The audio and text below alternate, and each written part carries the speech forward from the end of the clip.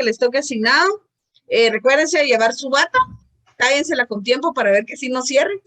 Después de esta pandemia puede ser que ya se encogió la bata de estar guardada. Y a presión, sí, cabal, sí necesitamos que se les abotone la bata, de verdad, que no se nos puede olvidar. Necesito que lleven ese día, se recuerdan, su cofia, que la tienen que tener ahí. Tienen que llevar guantes para poder trabajar. Y mascarilla, cofia y mascarilla es lo que vamos a estar. Lentes de seguridad nosotros tenemos, puede ser quirúrgica, no es necesario N95. Si ustedes por deseo de seguridad, por COVID, quieren utilizar N95, la pueden utilizar. Pero quirúrgica, preferible N95. N95. Preferible N95, incluso por respeto a los compañeros, de todos. Exacto, entonces N95. Preferible N95. Definitivamente, y, sí. Espátulas. Necesito que lleven espátulas porque vamos a pesar muestras. Entonces, espátulas es el único insumo que no tenemos cantidad suficiente para darles. Si no tienen espátulas, no se me van a preocupar de salir comprando, sino que nos sirve muy bien. Cucharitas de plástico desechables. Las cucharitas de plástico desechables, o por lo menos antes o paletitas de madera, ¿sí? Como esos bajalenguas, nos funciona muy bien. Virginia, no entiendo tu pregunta de lo que dices de solo uno por persona. No. De removedores de Mac funciona muy bien, como nos decía Fabiola. Eso eran los que se me olvidaban. Lentes protectores hay para proporcionarles, como están un poquito viejitos, pueden estar rayados. Si no quieren utilizar esos, tienen que llevar sus lentes de seguridad porque sí los tienen que utilizar. Pipeteadores se les proporciona, ya no es necesario que lleven pipeteadores, tenemos para proporcionarles. Solo eso se me olvidaba que no les había dicho que sí necesitábamos. Creo que no está más de recordarles si tienen que usar zapatos cerrados, no pueden llegar con sandalias por mucho calor que tengamos. Pantalón largo, de preferencia de lona, ¿verdad? Las damas no pueden entrar en pantaloneta, no podemos entrar en falda. Y el zapato cerrado, de preferencia que sea tenis, es un poco más cómodo, o que suela de hule, porque los zapatos de suela tal cual, o que tienen tacón, se pueden resbalar, ¿sí? Entonces, por favor, las damas no pueden entrar con zapatos de tacón. Entonces, reglas generales del laboratorio para que no tengamos ningún inconveniente, ¿sí? Una consulta rápido, si por alguna razón se organizaran algunos grupos en la mañana, ¿hay alguien que no pueda definitivamente en la mañana? No todos los días, sino que unos días en específico. Hay varios que no pueden en la mañana. Está bien.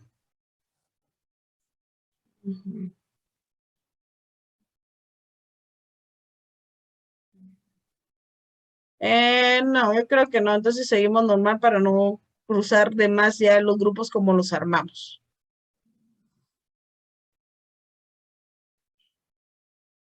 No ofrezco en horario de la mañana, solo estaba haciendo consulta tentativa, ¿sí? No vayan, para que no digan después la licenciada dijo que iba a horario en la mañana, no. Solo era pregunta tentativa, pero me estoy dando cuenta que muchos no pueden. Entonces, yo creo que por el momento seguimos todo como estaba. Va. Yalik, gracias. ¿Alguna pregunta, duda, inquietud?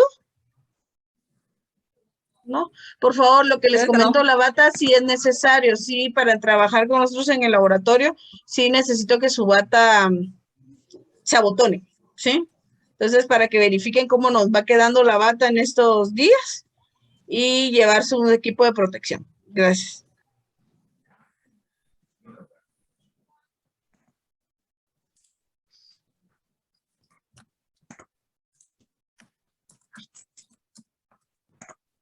Bien. Hoy se van a aburrir de mí, pero bueno, solo un ratito más. Vamos a continuar con la clase de AINES, que pues espero que cada vez esté más claro la diferencia entre lo que son antiinflamatorios no esteroideos, la diferencia entre los esteroides que acabamos de estudiar y los analgésicos narcóticos o aquellos que actúan muy específicamente sobre el sistema nervioso central. El último día, pues quedamos... ¿Alguien tiene el micrófono prendido? Terminamos de ver a los Lick, disculpe, apagué todos los micrófonos y también le apagué el suyo. Ahorita lo prendo, gracias. Sí, a mí. El último día nos quedamos viendo los oxicanes. Denilson Skip. Sí, Lick. ¿Cuál era la característica de estos compuestos? Estructuralmente hablando. ¿Te recuerdas? La verdad no, pero viendo las estructuras que están en la presentación, pues la mayoría tienen casi que los mismos anillos. De pronto eso, pero Ajá. no específicamente. Marcela Briones, ¿tú te recuerdas?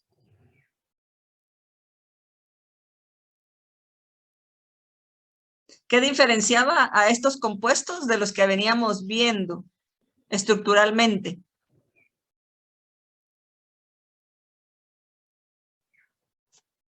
Marcela Briones.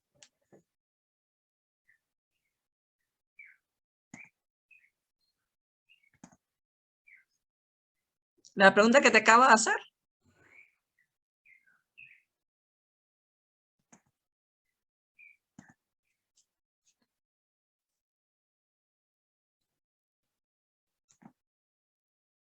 Hans me contesta, ya no tienen grupo carboxilo, perfecto. Fátima, que ya no tienen el COH.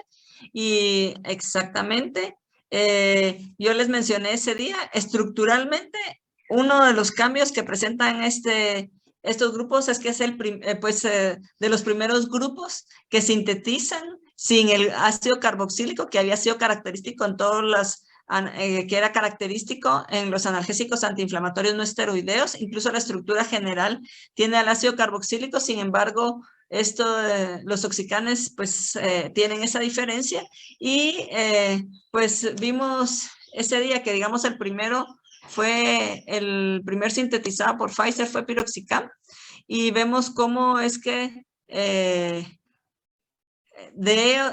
ellos se sintetizaron otros compuestos similares porque tienen los dos anillos bencénicos o de 6 lados o de 6 carbonos, pero luego ya se reemplazó por ese anillo bencénico por un anillo de 5 carbonos y de todas maneras presentan la actividad. Entonces ya se han hecho modificaciones isostéricas cambiando ese anillo de piridina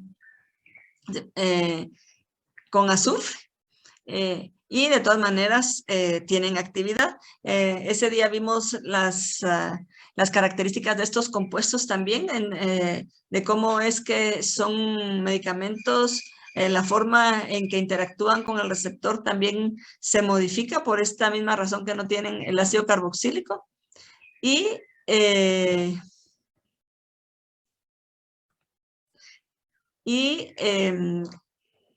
de la manera en que este grupo hidroxilo es importante para la interacción con el receptor. Entonces ustedes ven que todos mantienen ese grupo hidroxilo. Me preguntan que si es soluble en agua. No me acuerdo si el meloxicam es soluble en agua. ¿Por qué querían saber si es soluble en agua? Es que fíjese que mi papá maneja mucho meloxicam y maneja una presentación que es en sobres, que se diluye en agua. Y sí tiene como que muy buenas recomendaciones. Entonces quería saber como que qué tanto es su solubilidad en agua. Yo creo que en estas preparaciones farmacéuticas, que así como este meloxicam, hay algunos otros, como por ejemplo bueno, hay otros antiinflamatorios no esteroideos que también ya los están haciendo de manera de que o solo se toma el sobrecito, que también viene en gel generalmente, o también que se disuelven en un poco de agua. Y sí, definitivamente la preparación farmacéutica ya está hecha para que se disuelva en el agua. Y esto, se está haciendo de esta manera porque de esa manera todavía su acción es mucho más rápida.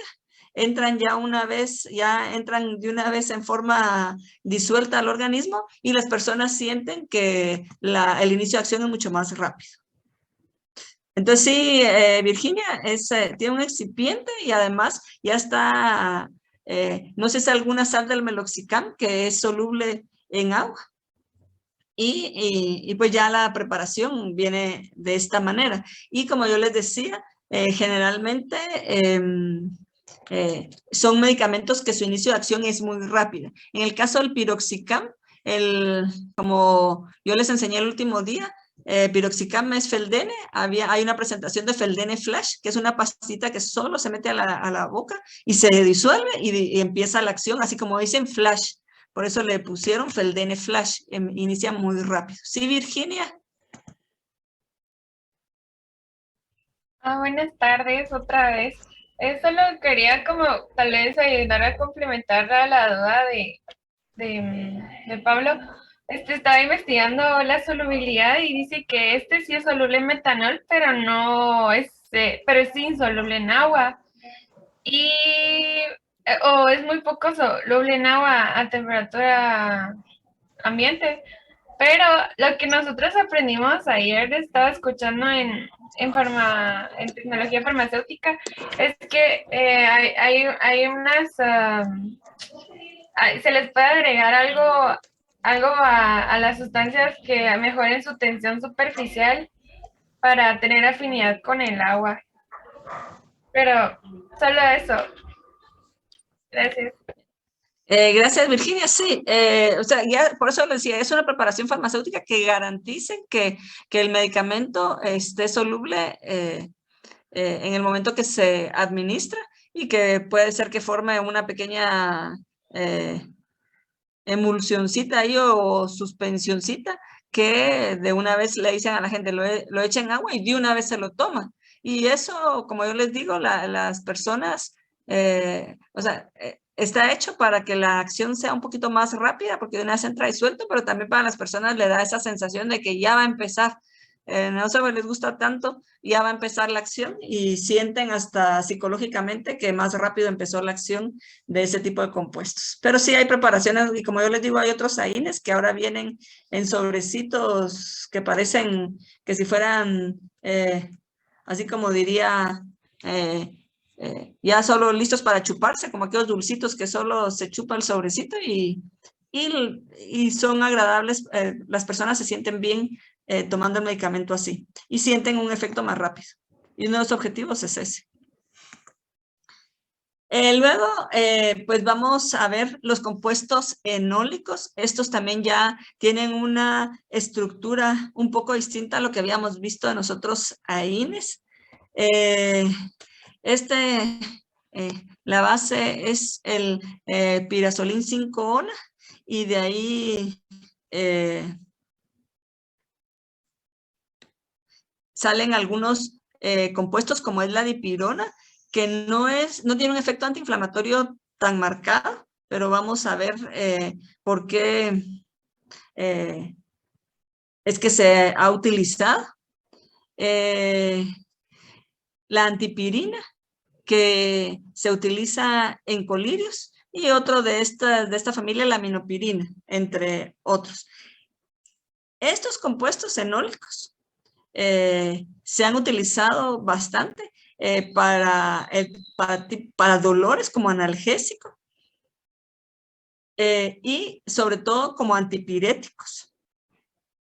Sin embargo, generan nitrosaminas cancerígenas, por lo que puede dar lugar a anemia plástica, sobre todo en aquellos casos con tratamientos más prolongados. Causan agranulocitosis, o sea, problema a nivel de las células sanguíneas.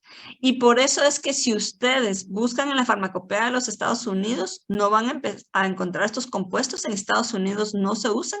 Sin embargo, en países europeos todavía se siguen usando y en Guatemala es el pan nuestro de cada día. Así que por eso los estudiamos, porque aquí sí son el pan nuestro de cada día. Entre ellos está la fenilbutasona, oxifenbutasona, sulfinpirazona, dependiendo cuáles son los sustituyentes en estos radicales. Sí, Pablo, la dipirona es pan nuestro de cada día. La dipirona son así como casi que, ¿qué les diría yo? Bueno, yo hace rato que ya no trabajo, pues que no tengo acceso a estar viendo farmacias de hospital, pero por lo menos en el tiempo que yo estuve y en lo que yo sé, la dipirona se maneja en cantidades enormes en los hospitales nacionales aquí en Guatemala, en todos. Al ver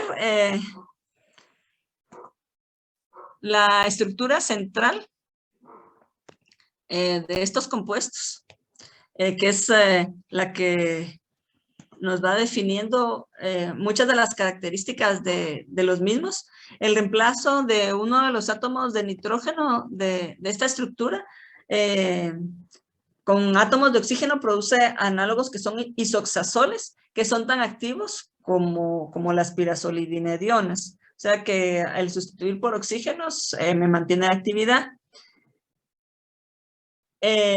La metasustitución de los anillos de arilo de la fenilbutasona da compuestos inactivos. O sea, en este caso, las sustituciones en meta me da compuestos inactivos, por lo tanto, pues no voy a tener sustituyentes en meta. Y para sustitución como metilo, cloro, nitro o algún grupo hidroxilo, retiene la actividad, que serían como en este caso.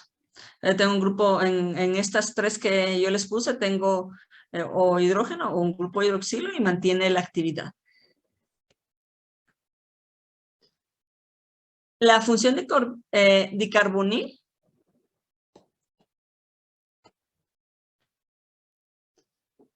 en posiciones 3 y 5 aumenta la acidez del hidrógeno en la posición 4, el hidrógeno que voy a encontrar aquí. Disminuir o eliminar la acidez, eliminando el protón en la cuarta posición, si tuviera, por ejemplo, derivados de 4-dialquil, elimina la actividad antiinflamatoria. Yo les decía, tienen poca actividad, la dipirona tiene poca actividad antiinflamatoria, pero otros de la familia sí tienen un poquito más de actividad antiinflamatoria. Por lo tanto, si el átomo de hidrógeno en la cuarta posición, por ejemplo, en la fenilbutasona es reemplazado por sustituyentes, la actividad antiinflamatoria se suprime.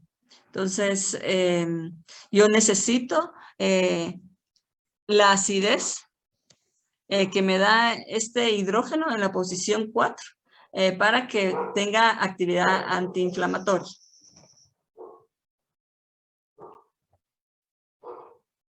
Sin embargo, si yo elimino esa acidez o la disminuye, bueno, ya les dije, quita la actividad antiinflamatoria, pero si un grupo alquilo, si yo tengo un grupo alquilo en esta posición 4, me aumenta la actividad antiinflamatoria.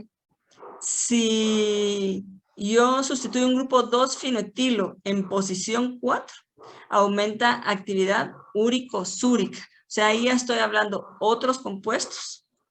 Si yo lo sustituyo por un feniltioetil, como en este caso, entonces yo ya no tengo ni analgésico ni antiinflamatorio, sino que tengo un compuesto que tiene mayormente actividad úrico-súrica.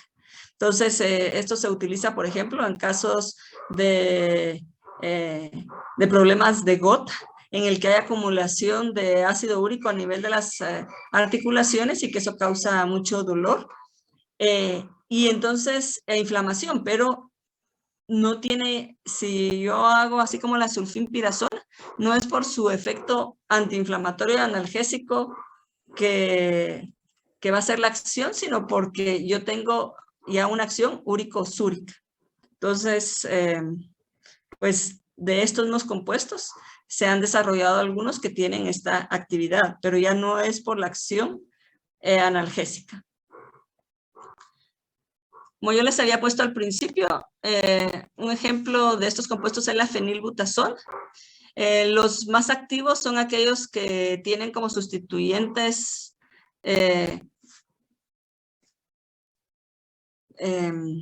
grupos fenilos en los nitrógenos. Y esto me ayuda a que tenga actividad antiinflamatoria y analgésica. Y la oxifenbutazona, pues es un compuesto muy similar, solo que yo en posición para de uno de los fenilos, yo tengo un grupo de hidroxilo, que me contribuye también a esta actividad antiinflamatoria.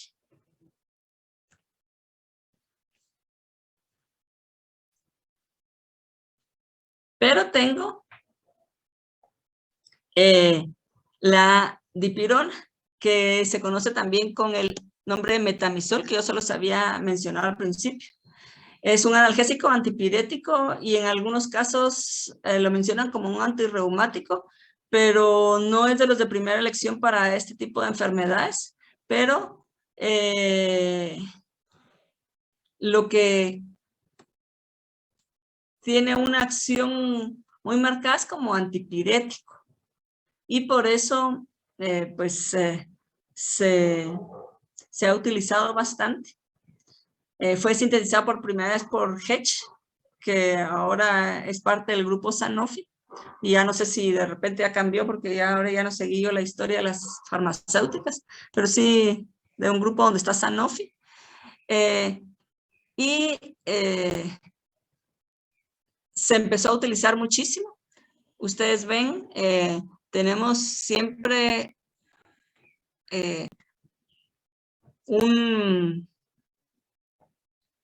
una estructura similar al que habíamos visto, solo que en posición 4 tenemos este otro sustituyente que cuando este compuesto es metabolizado da 2 metabolitos, el 4-metil aminoantipirina y la 4-aminoantipirina. Y los dos compuestos son metabolitos activos. Y por eso es que su acción antipirética es bastante marcada. Y por eso, pues, para algunas personas es como una tranquilidad cuando si tiene a un niño y tiene mucha temperatura, le dan el compuesto y le baja la temperatura mucho más marcado que si le dan un acetaminofén, por ejemplo. Como yo les dije, en todo el mundo cuando se empezó a distribuir, pues se vendía de manera libre. Hasta los años 70, cuando se descubrió que había el riesgo de granulocitosis, que puede ser una enfermedad peligrosa y potencialmente mortal. Como yo les digo, en Estados Unidos no se usa, ustedes no la van a encontrar en la USP. En Europa sí todavía se puede adquirir, pero tiene pues control su venta, no se vende libremente. Y aquí en Guatemala se maneja en cantidades enormes. ¿Por qué? ¿Por qué creen? A ver, Pablo, que me dijo que sí se usa bastante, ¿por qué crees tú que se usa bastante? Como primer factor es que es accesible, su precio es bastante accesible. Exacto. Uno de los factores es que el precio es súper accesible en el sentido de que ellos venden, o sea, la empresa lo vende y ahora pues hay genéricos, ¿verdad? No solo cuando era el innovador. Es mucho más accesible y se compra de diferentes presentaciones y tienen mucho de la dipirona inyectada en los hospitales. Y cuando llegan las personas accidentadas o algo, por lo menos en mi época, a todos les administraban dipirona intramuscular. Y en los niños, cuando un niño tiene fiebre y le persiste y que no le baja, y entonces la mamá está preocupada y el niño, el médico le manda dipirona, generalmente jarabe mandan, a menos de que sea muy chiquito, habían supositorios antes de dipirona, y le baja la temperatura, sí, pero el riesgo de una granulocitosis siempre está. Y pues hay quienes dicen que esa bajada de temperatura tan rápida tampoco es tan conveniente. Entonces, lo estudiamos aquí porque en Guatemala, si ustedes van a ir a los hospitales, cuando hagan sus prácticas de hospital y cuando ustedes se van a los EPS, van a ver que la dipirona, metamizol, pues ahorita yo sé que hay un montón de genéricos, el innovador era neomelubrina, se vende, se maneja en los hospitales de todos los días y cantidades enormes. Entonces, aquí en Guatemala sí se usa y por eso lo estamos viendo y vemos cuál es la ventaja de esta dipirona, que sus metabolitos también son activos. Pero también, como son activos, también hay riesgo de que estos metabolitos me puedan causar agranulocitosis.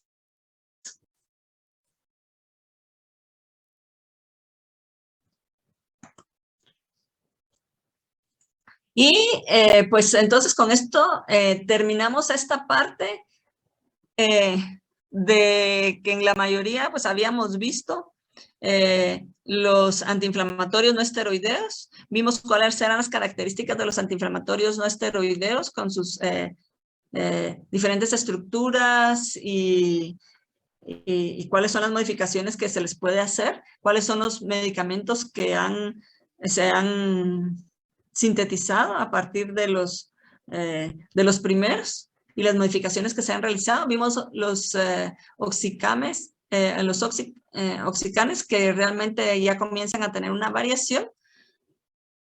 Los pirazolónicos que son un grupito aparte y que pues no han sido tanto lo que se ha desarrollado en lo que es Estados Unidos, pero en otras partes del mundo pues se manejan un poquito mejor. Ustedes más tardecito van a trabajar un artículo y van a ver que les mencionan los pirazolónicos porque el artículo es de Inglaterra. Entonces, por eso es que sí les mencionan los pirazolónicos. Y ahora pasamos a un compuesto que no es precisamente un AINES, pero lo vemos aquí porque tiene un efecto analgésico y antipirético, pero no es un antiinflamatorio. Interfiere en el proceso por el cual hay factores que me van a producir fiebre, ejerce su acción en el centro hipotalámico termorregulador del sistema nervioso central y además tiene acciones periféricas. Por eso ustedes leyeron para el viernes un artículo sobre el acetaminofén, que es del grupo de las anilinas y paraminofenoles. Y ustedes vieron que incluso el mecanismo de acción del acetaminofén es como más complejo y hasta ahorita podríamos decir que el 100% dilucidado no está, sino que se toman varios factores que son los que ayudan a la acción del acetaminofén, pero nadie puede decir, así como con la aspirina, es que interviene en la inhibición de las enzimas ciclooxigenasas y por lo tanto me impide la formación de prostaglandinas. Con el acetaminofén hay una serie de procesos en los que interviene que todavía para algunos pues no está claro ese mecanismo de acción.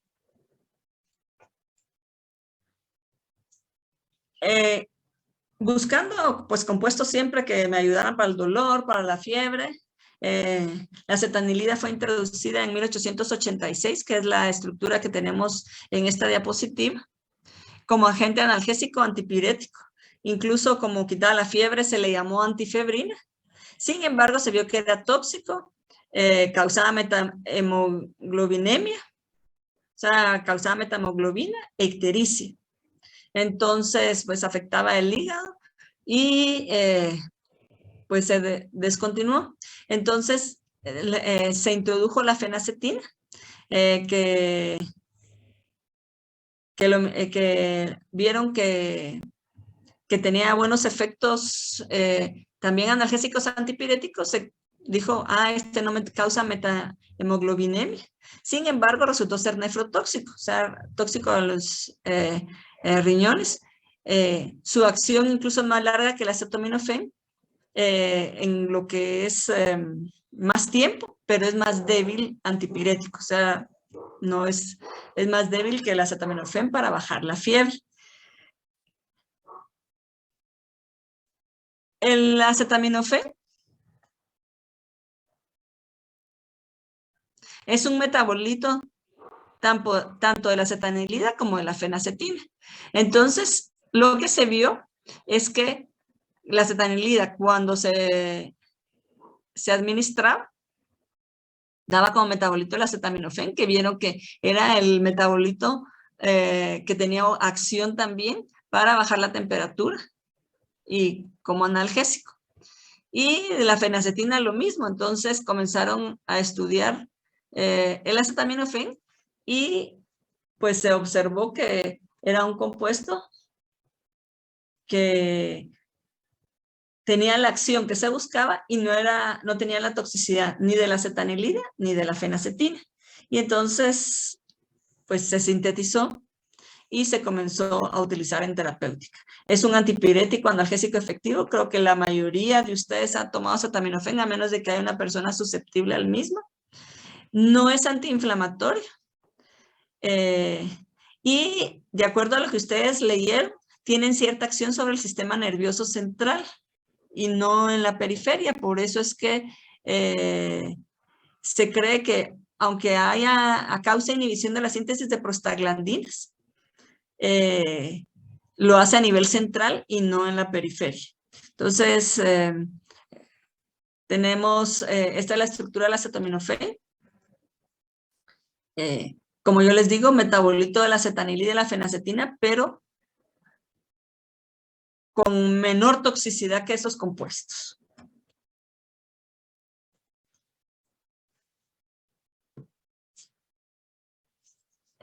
Nosotros ya habíamos visto cómo es que los antiinflamatorios no esteroideos pues van a interactuar con la COX-1 o COX-2 y me van a inhibir la formación de prostaglandinas. En el caso del acetaminofén, se cree que va a actuar a nivel de las peroxidasas y va a competir con la prostaglandina G2 en su conversión a prostaglandina H2, pues catalizada por la acción de la peroxidasa. Entonces, es por eso que el mecanismo de acción es distinto que con los otros antiinflamatorios no esteroideos. Y esta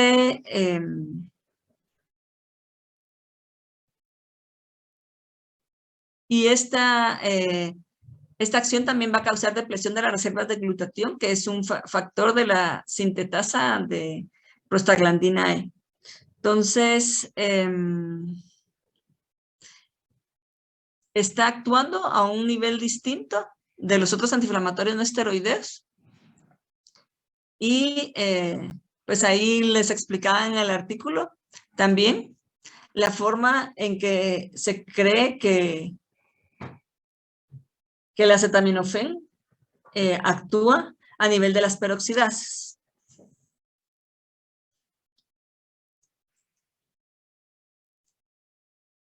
Vamos a ver, ese no. ¿Quién me puede?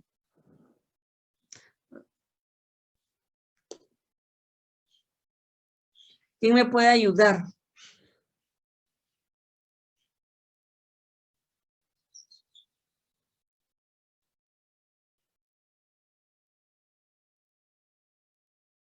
¿Quién me puede ayudar para explicarme?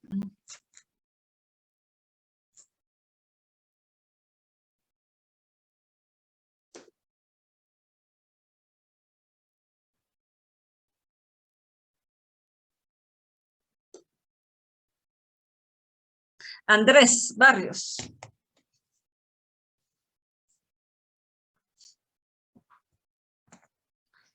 Buenas tardes, Andrés. ¿Te recuerdas cómo es que les explicaban de cómo era este mecanismo de acción del acetaminofén? Que se los mencionaban en la lectura también.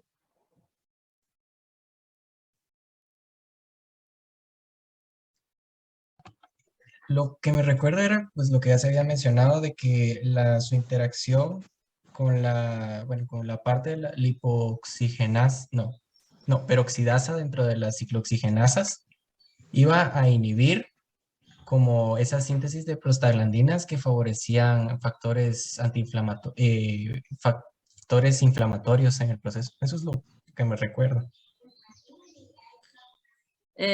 Ajá. Y entonces ustedes ven, bueno, primero pues, cómo es que el acetaminofén va a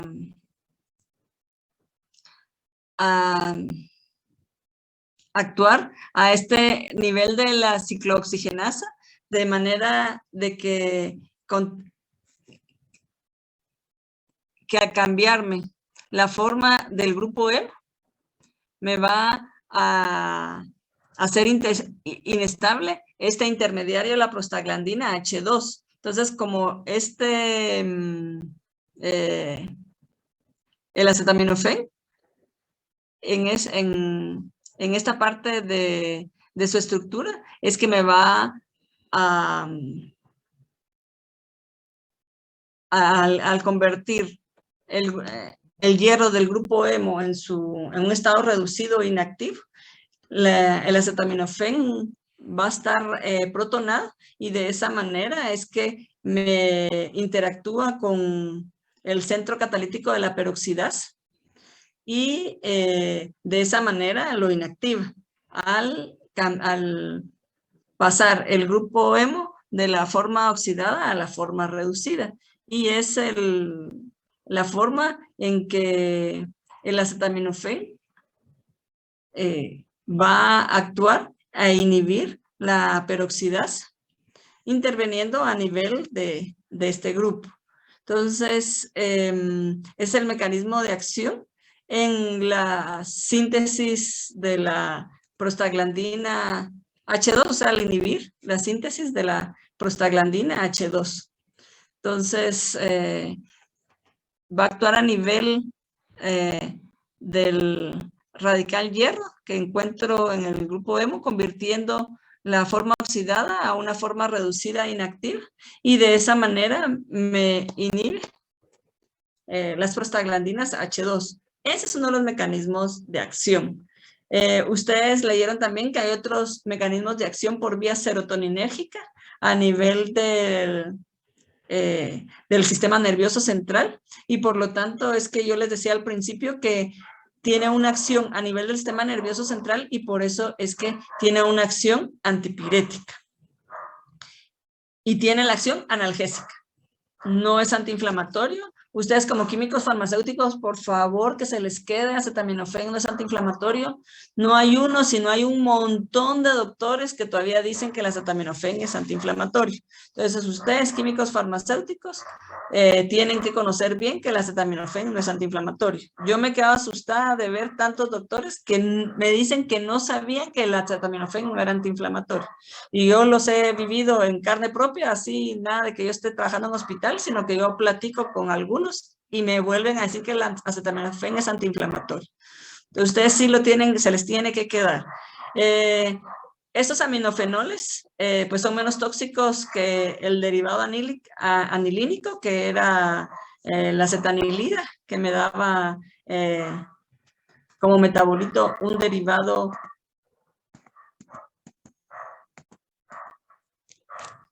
anilínico, la acetanilida, y por eso es que era tan tóxico.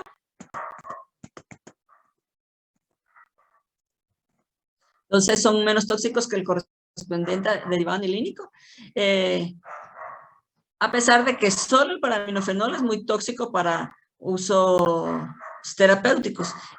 Por eso es que vemos que que el acetaminofén pues no solo es un aminofenol, sino que ya tiene otro sustituyente a este nivel, pero lo que hay que tomar en cuenta es que la posición para es importante para los paraminofenoles. Sustituyentes en el átomo de nitrógeno reduce la actividad a menos que el sustituyente sea metabólicamente lábil, como en el caso de la acetanilida o como el grupo acetil. Los derivados amídicos de ácidos aromáticos son menos activos o inactivos. La esterificación de la función fenólica con grupos metilopropil produce derivados con más efectos adversos que el derivado etílico, entonces no le vamos a hacer ningún cambio. Y pues el acetaminofén, que ustedes ven que solo tiene un grupo hidroxilo y tiene el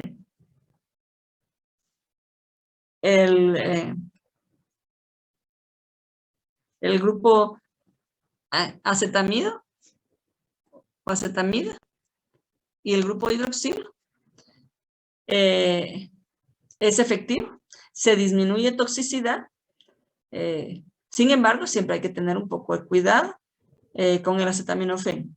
El acetaminofén, ya dijimos, es metabolito de la acetanilida y fenacetina. Los tres tienen el mismo grupo de acetilamida.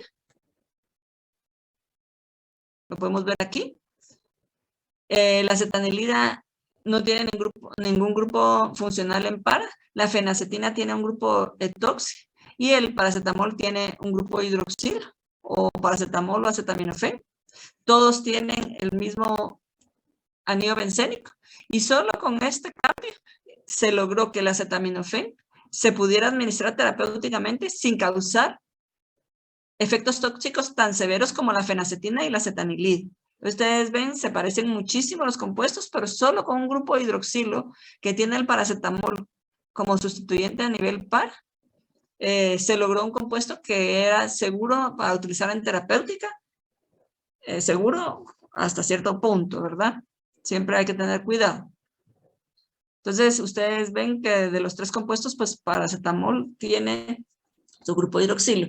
¿Por qué es que yo les digo que hay que tener cuidado? Pues el acetaminofén se va a metabolizar con ácido glucurónico en adultos y por medio de sulfatación en niños. Ahí hay una diferencia. Pues se forma la manera de metabolizarse es con ácido glucurónico en adultos y sulfatación en niños. Sin embargo, también hay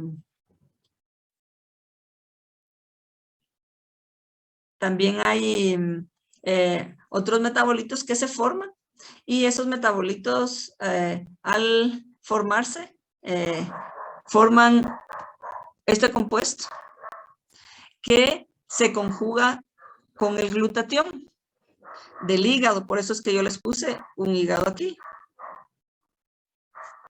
Y entonces este metabolito se conjuga con el glutatión para ser eliminado. Sin embargo, si yo tomo mucho acetaminofén, por eso yo les decía, pues es bastante seguro. Pero si yo tomo mucho, llega un momento que ya no hay glutatión suficiente para poder interaccionar con este metabolito. Y lo que me sobra es tóxico y reacciona con proteínas y ácidos nucleicos provocándome hepatotoxicidad. Por eso es que el acetaminofén se utiliza en terapéutica. El acetaminofén es más seguro que la acetanilida y la fenacetina. Sin embargo, siempre yo tengo que tener cuidado en el momento de administrarlo, porque si yo tomo acetaminofén de manera indiscriminada, va a llegar un momento en que no hay glutatión suficiente para conjugarse y eliminarse y me va a provocar toxicidad. Se ha visto reacciones de hepatotoxicidad en niños, porque así como yo les digo, cuando un niño tiene temperatura, las mamás o los papás se afligen mucho y se les olvida que los medicamentos pueden tener cierta toxicidad y le comienzan a dar acetaminofén de una manera más seguida, no respetando el esquema de dosificación. Y se han visto casos de toxicidad en niños por acetaminofén. Esta es una imina N-acetilbenzoquinona y que se forma como metabolito cuando se está metabolizando el acetaminofén. Entonces, es importante que pues tomar en cuenta esto y que el acetaminofén no es tampoco tan inocuo. También tiene esa toxicidad y como yo les digo, si hay casos de hepatotoxicidad, cuando las personas abusan de la cantidad de estos medicamentos. Entonces, en el caso de los compuestos que hemos visto, pues aquí podemos ver el acetaminofén. Aquí mismo se los dice, me sirve para dolor y me sirve para bajar la temperatura.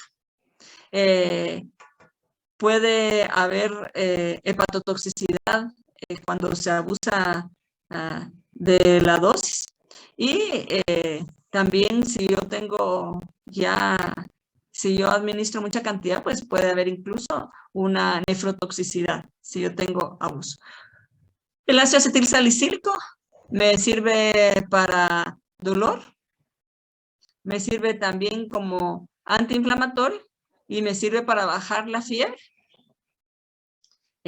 Sin embargo, pues sabemos, hay diferentes preparaciones farmacéuticas, hay una serie de derivados del ácido acetilsalicílico. Sin embargo, sabemos que hay personas que pueden tener alergia y padecer de broncoconstricción, irritación gástrica, que puede llegar incluso a causar hemorragias en la mucosa gástrica intestinal. Y la dipirona, que pues hoy lo vimos, me sirve para dolor, para fiebre,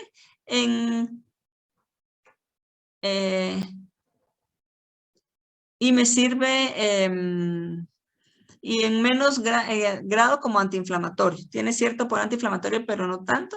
El problema es que puedo tener agranulocitosis, que por eso se descontinuó en unos países, y también pueden haber efectos anafilácticos, alergias al medicamento. La dipirona es pues también que hay reacciones alérgicas que tienen las personas.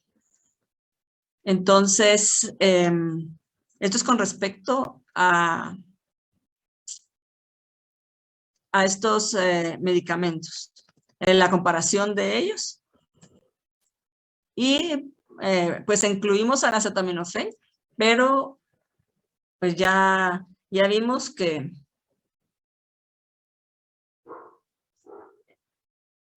tienen algunas características particulares. Como vimos, hay 2 ciclooxigenasas. Ya vimos muchos de los medicamentos que hemos estudiado inhiben a la ciclooxigenasa 1 y ciclooxigenasa 2 de una manera no selectiva. Eso significa que pueden interaccionar con la 1 o con la 2 en mayor o menor grado. Hay unos que en mayor grado con la 2 y otros en mayor grado con la 1. Y ya vimos cuáles son las desventajas de la inhibición de la COX-1. Ana Alemán.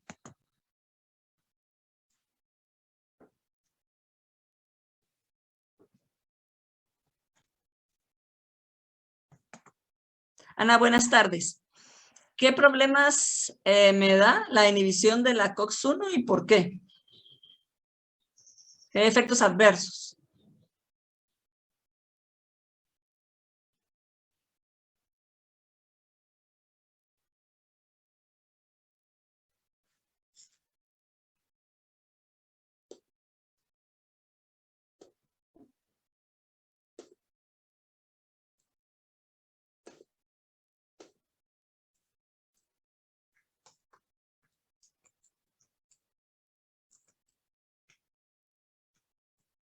El problema gastrointestinales, si mal no recuerdo. Bueno, sí, te tienen que recordar porque tanto que se los he repetido que creo que ya están aburridos y hasta se les está olvidando. Sí, acuérdense, sí, Juan José, en el momento de inhibirme las prostaglandinas, ya vemos que las prostaglandinas tienen diferentes funciones a nivel del cuerpo. Una de las funciones es a nivel de protección de la mucosa gastrointestinal y por lo tanto me causan hemorragias porque ya no tengo yo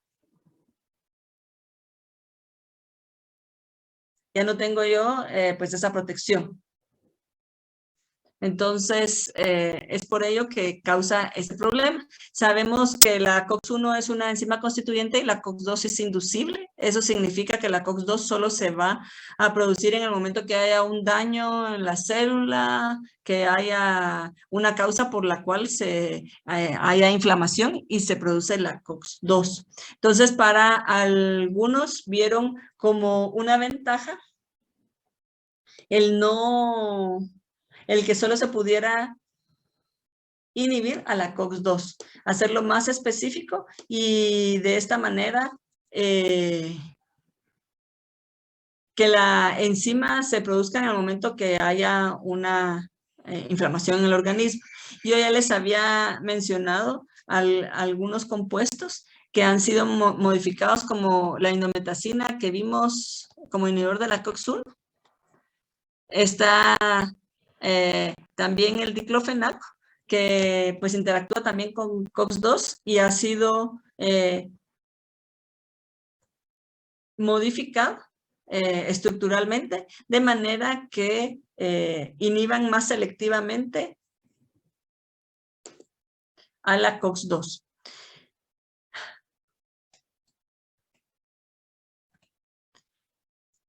El celecoxib fue el primero que se sintetizó de estos compuestos.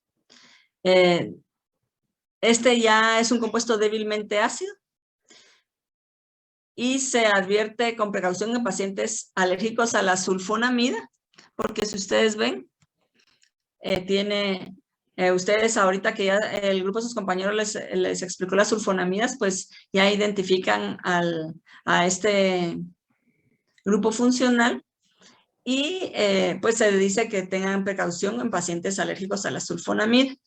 Este fue uno de los primeros y aquí en Guatemala se comercializa con el nombre Celebra. Sí, Celebra, en Estados Unidos Celebrex. Y así va cambiando un poquito y ustedes van a leer un artículo que creo que Celebrex dice, pero Celebra es aquí en Guatemala. El otro que se sintetizó fue Robecoxib en 1999 y lo comercializó la casa farmacéutica Merck Sharp & Dohme. Sin embargo, y fue un lanzamiento mundial y fue una cosa, pues eso ya diríamos que ya estaba yo como profesional que viví ya ese lanzamiento cuando se tuvo que retirar del mercado por causar problemas cardiovasculares. Y se fue lanzado mundialmente y se vendió. Ahí van a ver un videito que van a ver del Robecoxib y fue una cosa así como yo creo que traumática para muchos. Y luego se sintetizó otro compuesto, Valdecoxib, con la misma precaución del Celecoxib y también retirado del mercado. O sea, ustedes ven, no es tanto los que han logrado tener éxito. Y pues todavía hay muchas dudas sobre estos compuestos selectivos COX-2, aunque también hay muchos proyectos en el que se están estudiando por las ventajas que se ven de, como me decía Juan José, que no producen trastornos gastrointestinales por inhibición de las prostaglandinas, como en el caso de los inhibidores de la COX-1. Entonces, ahorita, no sé si hay alguna pregunta.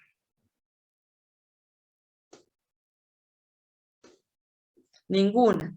Entonces, miren, vamos, yo les puse en analgésicos.